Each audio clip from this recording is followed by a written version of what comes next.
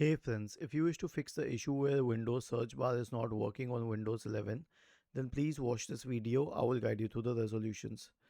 Search for Task Manager in the Windows search bar and open the Task Manager. Wait till the processes load. Right click on the Windows Explorer process and select Restart.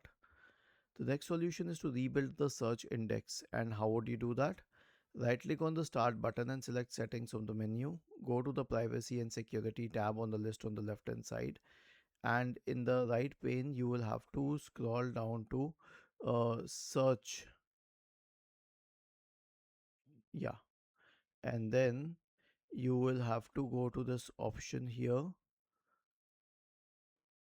which says indexer troubleshooter and let it run through. Okay, the next solution will be an SFC scan. Search for command prompt in the Windows search bar, click on run as administrator, type the command sfc space forward slash scan now and hit enter to invoke the SFC scan. And the last solution is Windows Update. Right click on the Start button, select Settings from the menu, go to the Windows Update tab and click on Check for Updates in the right pane. Was this helpful? If yes, then please subscribe to the channel. If not, then let us know in the comment section of the video on how we could help you further. Thank you for watching this video and have a nice day.